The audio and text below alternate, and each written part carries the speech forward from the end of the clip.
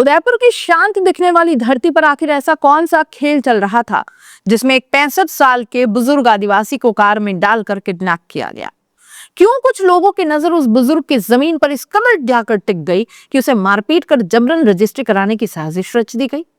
क्या यह सिर्फ एक किडनैपिंग थी या फिर जमीन हड़पने का एक खतरनाक गैंग पूरे इलाके में सक्रिय था। और सबसे बड़ा सवाल यह है कि अगर उस दिन पुलिस समय पर एक्टिव नहीं होती तो क्या रामा गमेती की जमीन ही नहीं उनकी जान भी चली जाती। उदयपुर के बड़गांव इलाके से सामने आई ये कहानी सिर्फ एक अपराध की नहीं बल्कि भोले भाले ग्रामीणों की जमीन हड़पने वाली संगठित गिरोह की खौफनाक सच्चाई है। राजस्थान के उदयपुर जिले में एक ऐसा गिरोह सक्रिय था जिसकी नजर सीधे उन लोगों पर होती थी जो भोले भाले, अकेले या कमजोर माने जाते थे।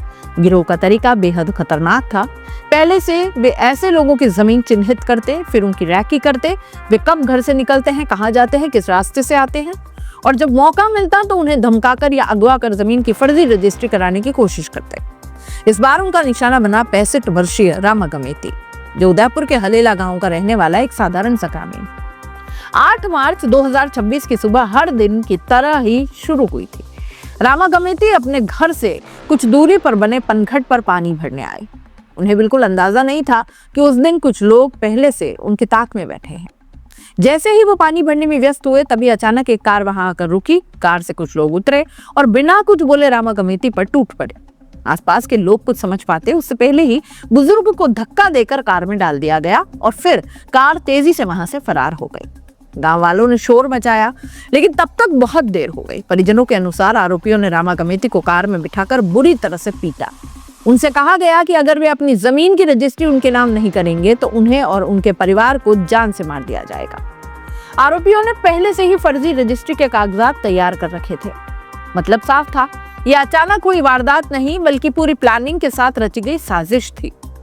गिरोह चाहता था कि बुजुर्ग डर जाएं और तुरंत जमीन उनके नाम कर दे, लेकिन इस बीच एक चीज हुई जिसने पूरी कहानी पलट दी।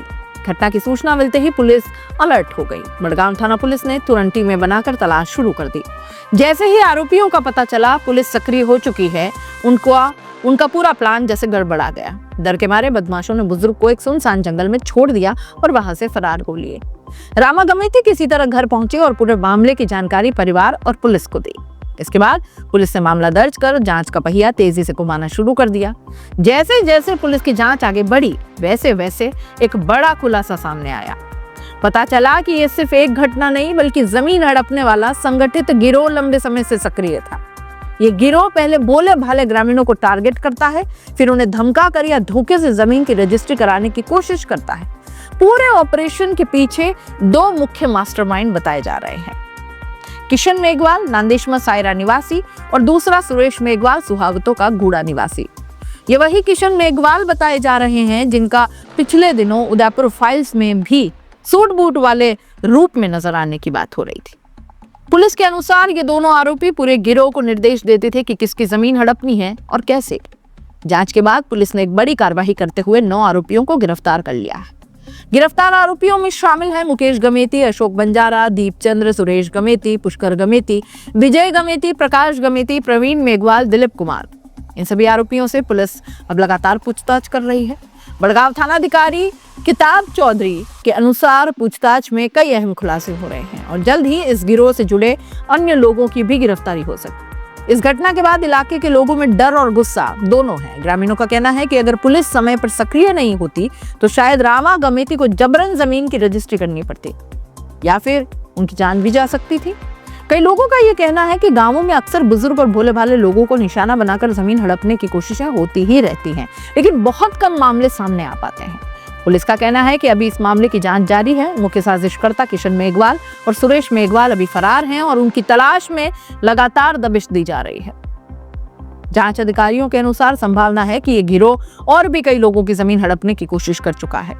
अगर ऐसा हुआ तो आने वाले दिनों में और भी बड़े खुलासे हो सकते हैं। इस पूरी घटना के बाद कई सवाल खड़े हो गए हैं। क्या गांवों में जमीन माफिया का जाल और भी बड़ा है? कितने लोग अब तक इस गिरोह का शिकार बन गए हैं? और अगर उस दिन पुलिस समय पर सक्रिय नहीं होती तो क्या रामा गमेती की जमीन ही नहीं बल्कि उनकी जिंदगी भी खत्म हो सकती थी? फिलहाल एक बात साफ है, उदयपुर की यह घटना सिर्फ एक किडनैपिंग नहीं है बल्कि जमीन के लालच में इंसानियत को कुचल देने वाली खौफनाक साजिश की कहानी है।